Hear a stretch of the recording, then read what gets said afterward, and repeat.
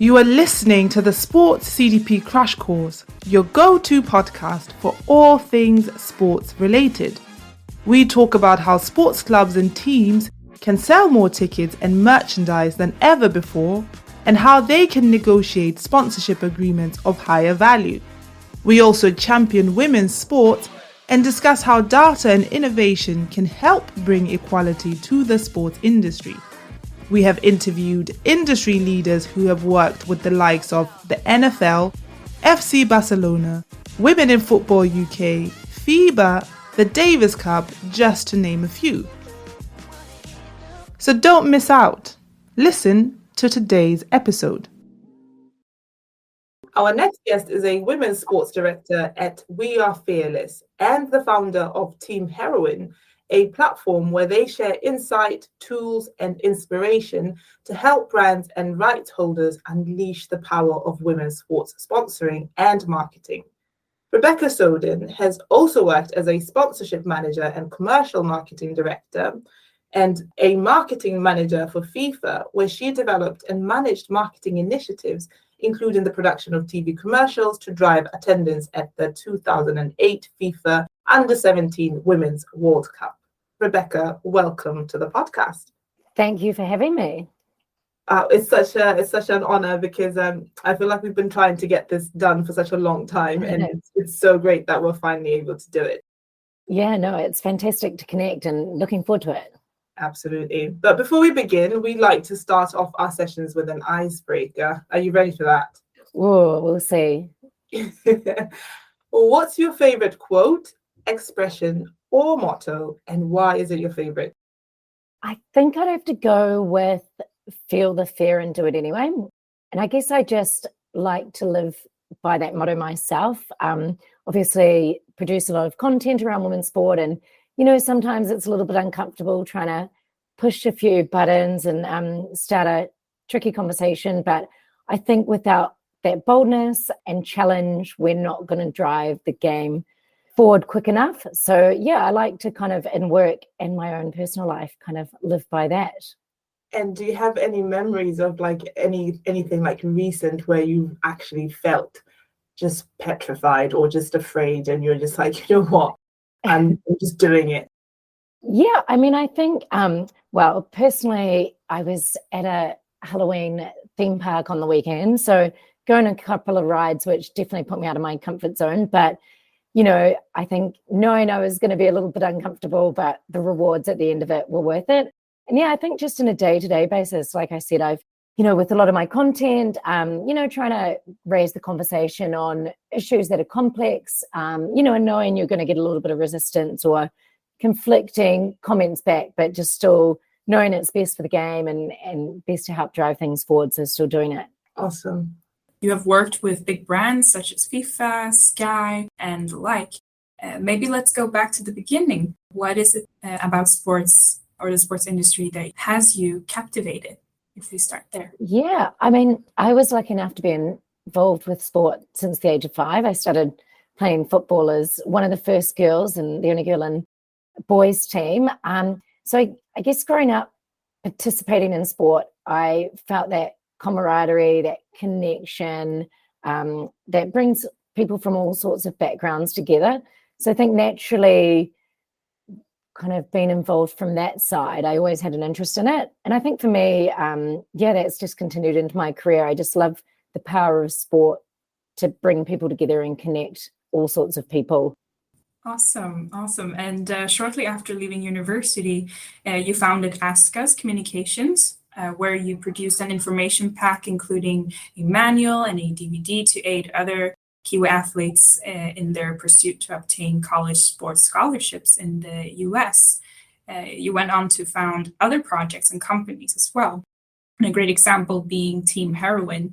What is it that prompts you to found your own projects and companies? Is it that you identify a need that is not being fulfilled, or what is it? Yeah, absolutely. You've hit the nail on the head there. That I guess I'm always drawn to studying companies or ideas that solve problems I face or have encountered or experienced a gap in the market. So I went to college on a soccer scholarship in the US as a Kiwi, And when I came back, all these other Kiwi athletes were like, oh, how do you do it?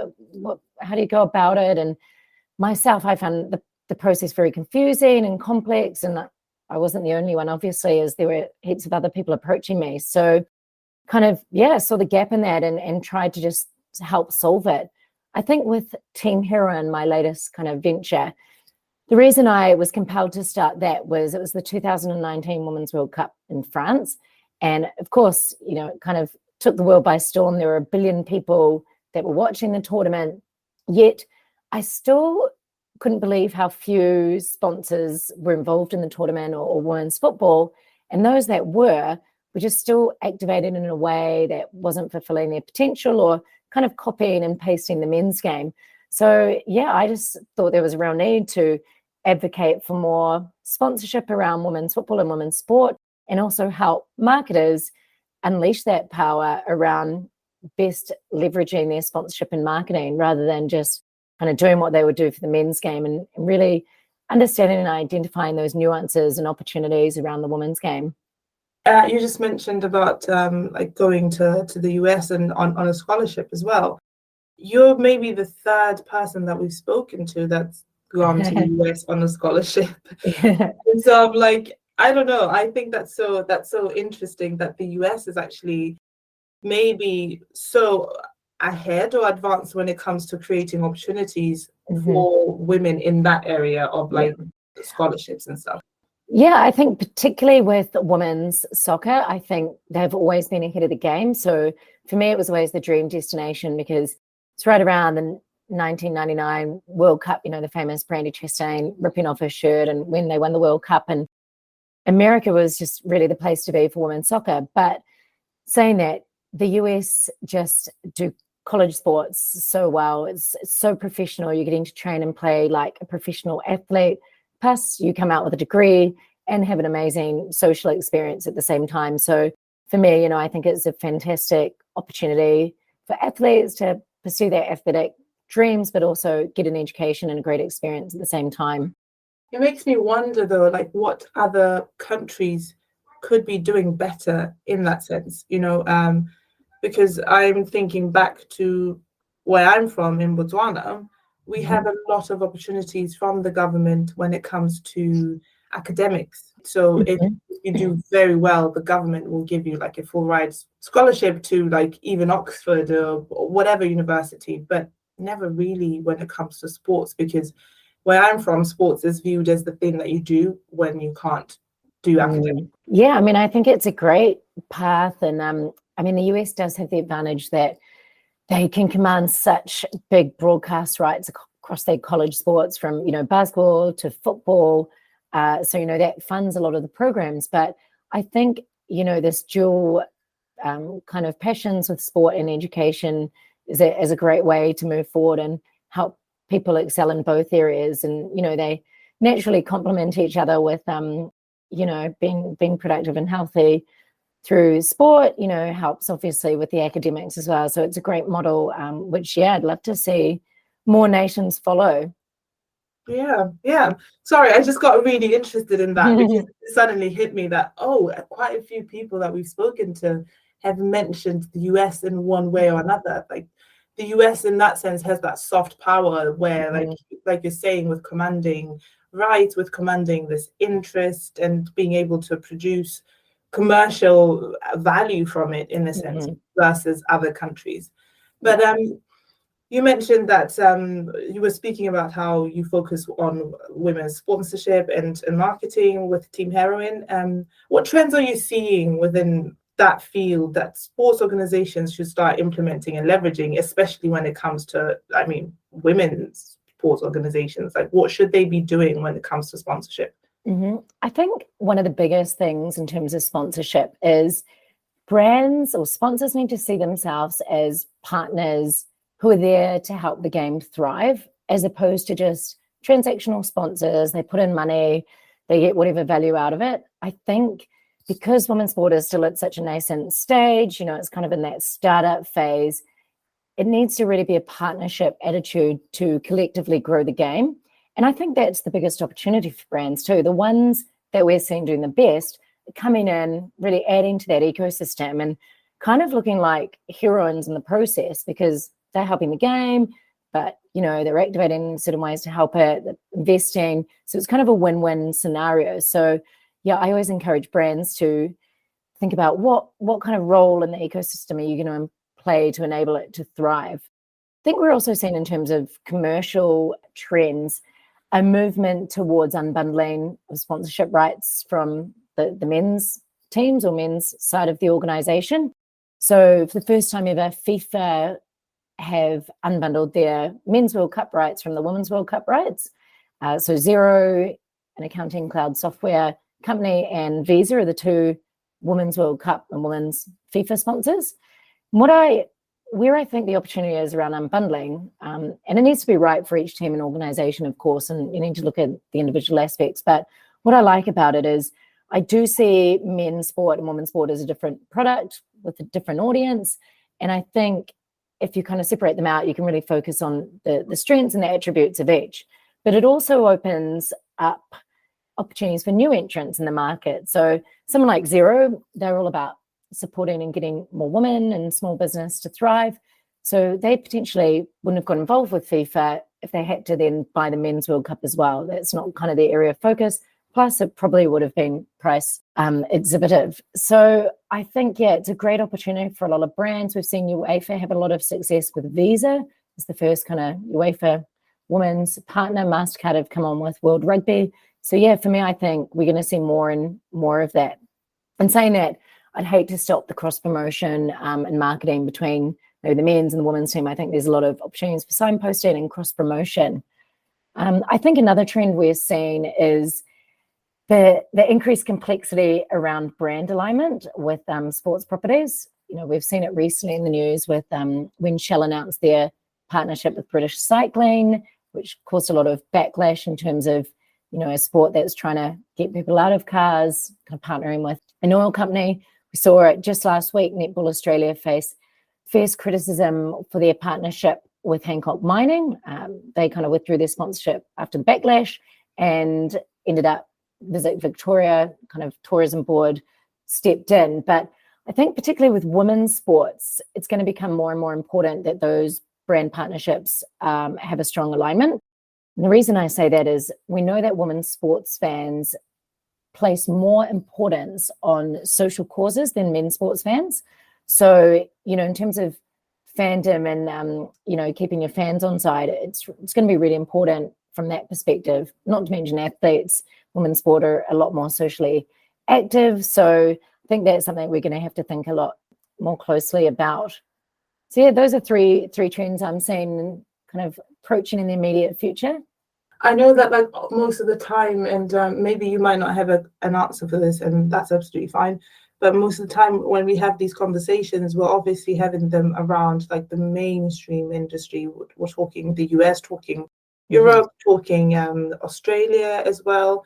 But where do you think markets such as Asia and maybe Africa fit in this? I know that there's a lot of conversation around bringing more capital to Africa. For example, we spoke to Lindy Ngwenya, who's the managing director of Sisu Sports Management, and she's working really hard in that specific market because the human capital when it comes to athletes of today and athletes of the future is coming from Africa in that sense. What areas do you know if there are any opportunities there? Yeah, I think it's definitely challenging. And I'm seeing the same things that, yes, with the growth we've seen in women's sport, there's more commercial investment and sponsorship money flowing into the game. However, I see it flowing into certain parts of the game. So I'm seeing it, like you say, flowing into the likes of the UK, the US, Australia, and also certain codes or the top teams. So seeing a lot of money maybe going into the top women's Super League football teams, but it's not filtering down to more grassroots or other, maybe more developing nations. So definitely see it as a problem, particularly working in Hong Kong for 7 years. Yeah, women's sport is still just not put on the same pedestal like it is men's sport. So they've got a lot of work to do. And of course, because sponsors primarily evaluate kind of their deals on eyeballs, unfortunately, and I don't think it's the right way with women's sport, they're still looking at, maybe they're not getting the viewership, so they're not prepared to put in the money it deserves or could get. So I think, it's key for the governing bodies to continue to work with those to pull those other regions up. I know the likes, FIFA have big priorities with trying to grow the game in Asia and Africa and making sure those nations do keep a pace with the other ones. And I think there's ways to do that. For example, the introduction of kind of second-tier tournaments. So maybe even if they're not going to the World Cup, there's other nations leagues or, regional leagues that they can get that experience, and new opportunities even for sponsors to get involved in that way. But it's definitely challenging. And yeah, I think it's even more fragmented than men's sport. A lot of, even say English Premier League teams have a lot of sponsors from Asia because, there's a lot of people down there who love the teams and there's huge money, in a lot of those countries, but we just haven't seen that kind of filter over to the women's side. Yeah, absolutely. And such a brilliant answer as well, because there are just so many factors at play, right? From the sponsor's perspective, it's about the commercial value. But like I said, from my experience, for example, just from the grassroots, from school, sports is not something that's entirely encouraged. It's encouraged if all else has failed, type of thing. So there are loads of attitudes. And I know we sat down with a lady called Norina Shams, and she's a professional squash player in Pakistan. And she was just talking about literally fighting to be given a chance to play in that sense, Soline, who's from the Middle East, she's from Jordan, talking about how they're really having to work hard to just get the conversation going about it's okay for women to play sports in that sense. So in that sense, there's like just so much work to be done. And that's the thing, I think, unfortunately, there's the historic and systematic barriers and perceptions that have held women's sport and women in sport back. And, I think different markets and countries are at different part of that kind of social spectrum. So like you say, some sports, it's still not that accepted for women to play or in certain markets. So I think, trying to break down those barriers before even kind of getting to those other conversations and issues like sponsorship. It's unfortunately trying to jump over every hurdle, and everything is a piece of that puzzle. Yeah, and it's very interesting. And you've touched upon some of the challenges that women's sports face when it comes to sponsorship and marketing. But what frustrations would you say you've experienced when it comes to women's sports and or the sports industry as a whole, if we look at it like at a global scale and just at women's sports in general? Yeah, I think a couple of frustrations. I still think despite all the progress, we need to be bolder. I think, yes, we've made progress, but there's still so much to do and so much room and gap to still make up. So I always encourage brands and rights holders, to think bigger and bolder in their sponsor activations, not be afraid, kind of test and learn. We're not men's sport and we need to try doing things differently to see what will accelerate the game most. And again, I think I touched on it earlier, but one of the frustrations is still just comparing the likes of women's sports sponsorship to men's, using the same metrics. It's a different proposition. It's not kind of the main benefit isn't the awareness part of the marketing funnel, but that consideration. We know it has strong brand values that brands like to align with. We know it's a powerful storytelling platform. We know that the audience is of greater quality and they give the benefit to sponsors who support women's sport, with 2 times purchase intent. So there's different proposition, different opportunities, yet we're still in a place where we're kind of evaluating it in the same way we would men's. So that's one of kind of my ongoing frustrations. And one of the things that I really like about you, Rebecca, is that when I go onto your LinkedIn, I can always kind of keep up with the conversation in the sports industry by just going to your profile, because it's good to hear. Because you're so vocal about everything, right? You're not just focusing on the sponsorship side of things, but you also focus on like issues relating to poor governance. For example, I remember the whole scandal in the United States about involving the women's soccer out, like you were quite vocal, and you were one of the people that were vocal when the scheduling development between the Black Ferns and the All Blacks. Like you were quite vocal about that. Yeah, I think we need to be, like I said, you know, I do worry I'm not going to get any future jobs with certain organizations, but I think it's all with positive intent and trying to be constructive by shedding a light on some of the issues and hoping people can avoid making the same mistakes moving forward. So I think, you know, we as an industry have to kind of use our voice. You know, sadly, women's sport is still often an afterthought or seen as secondary. So we need to all collectively help raise awareness around certain issues. And, you know, a lot of these issues can be easily resolved without, you know, too much resource or money. It's just little things like, you know, keeping women's sport at the forefront. So you're not scheduling, kind of having scheduling conflicts, or, you know, just little changes to the way we market it can actually go a long way. So yeah, it's just trying to do your bit to really accelerate the game forward and keep trying to drive change. Like I said, it's easy to kind of get into this, what I call progress washing. Like we've come a long way, but still got a long way to go. And we all need to kind of keep pushing harder and faster and further. Absolutely. Which brings me to the question of like, what do you think needs to be done to make sure that women are protected? Because I think that's just such a fundamental thing, right? If you're going to encourage people to be women to play sports, to take part, be active, and to push when it comes to commercial success, when we're talking about sponsorship, you also kind of need to also make sure that it's actually a safe environment for them to be in, you know. And loads of the scandals are coming from America, but it's not necessarily to say that it only happens in America. Maybe they just have a better way of catching these things and communicating them, being really transparent about them. But what do you think, like maybe leagues and federations, for example, the clubs, what needs to be done in order for women to be protected in the first place?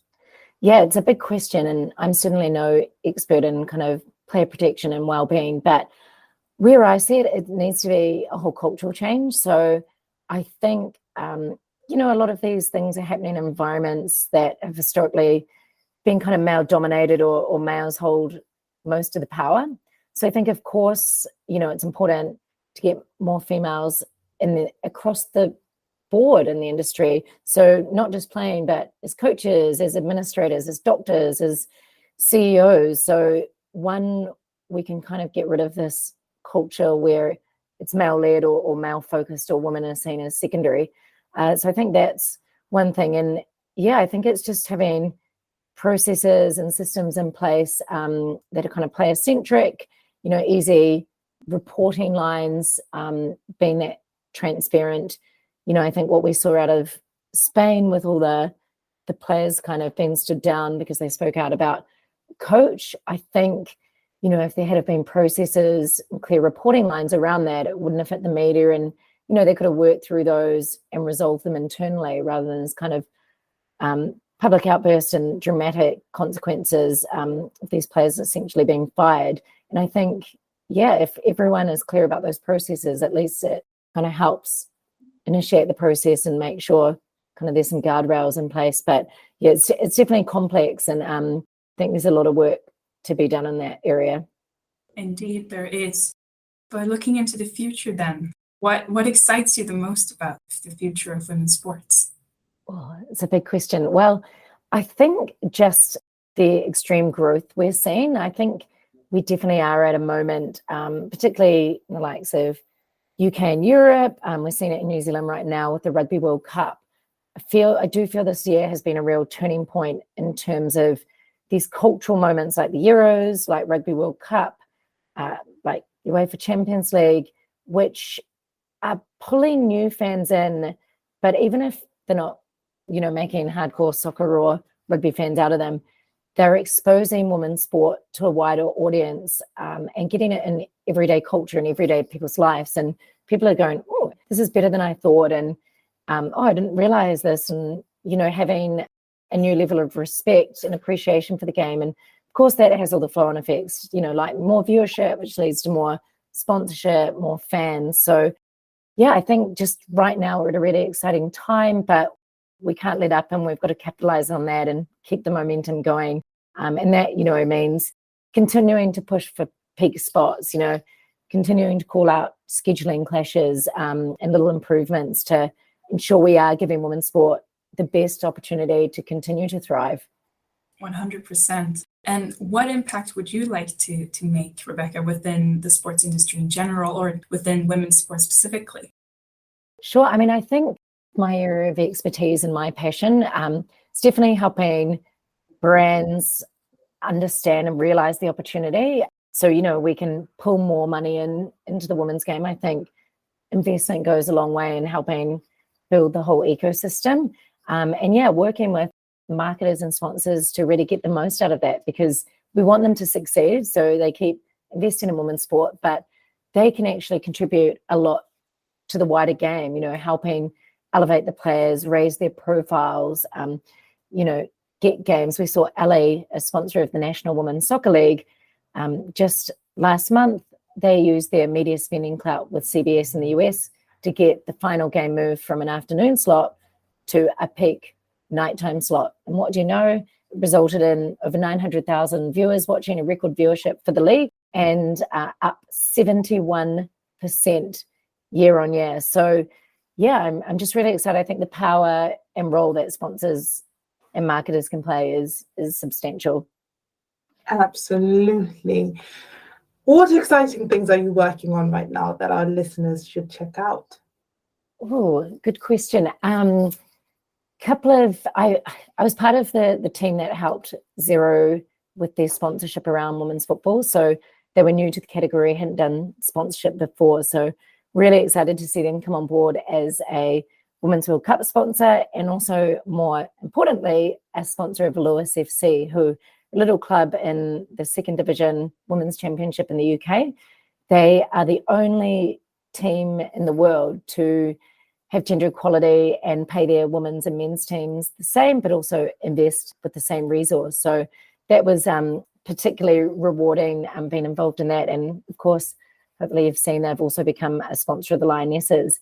So yeah, I'm hoping they'll kind of progress on, and really looking forward to see them leveraging the World Cup in 6 months, helping a couple of other big clients around the women's football strategy, which is fantastic. And yeah, for me, a lot of focus just still on trying to produce some useful content to help both rights holders, athletes and brands, maximize the opportunity and understand it. So yeah, big focus. I'm currently producing my top 10 women's sports campaigns of the year, which is probably my most popular blog of the year and gets a lot of hits across the whole year. So yeah, it's a hard decision this year. Previously, it's been quite easy to find, 10 campaigns that have done great stuff, but there's been so many this year. It's getting a little bit harder to judge, which is a great problem to have.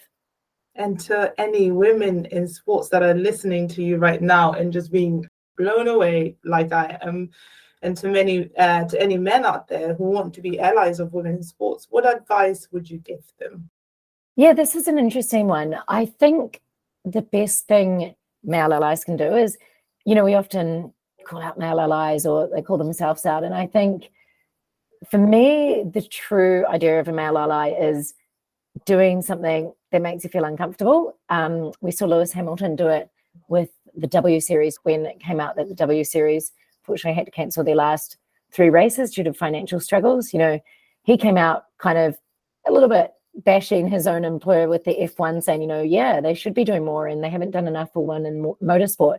So of course for him, that's a tricky situation to be in, kind of, potential career prospects for him and getting offside with a lot of his stakeholders. But I think that's the true definition of an ally, feeling uncomfortable. It's easy to support women's sport and say you're an ally, but really kind of sticking up when, even on LinkedIn, someone makes a comment, coming in and shutting that down. Or like we saw with Andy Murray in tennis, he's often shutting down reporters saying, I'm not the first tennis player to make a Grand Slam, I'm the first male tennis player. The Williams sisters have done that 4 times. So, might be a bit uncomfortable and awkward, but those are the true definition of male allies to me. Fantastic. And we're going to put your a link to your LinkedIn in the description box so that if people want to connect with you after listening to this, they can do so. And also we'll put a link to Team Heroine so that people can check it out straight away. But Rebecca, what a pleasure it's been just chatting with you and just getting these deep insights into sponsoring and everything that's going on around that area within the sports industry. So thank you so very much for coming onto the podcast. Thank you for having me. It's been a pleasure. If your goal is to get more supporters, superior sales, and real revenue, then visit our website at datatalks.sc and fill out our demo form to experience firsthand how we can help you. Data Talks, more supporters, superior sales, real revenue.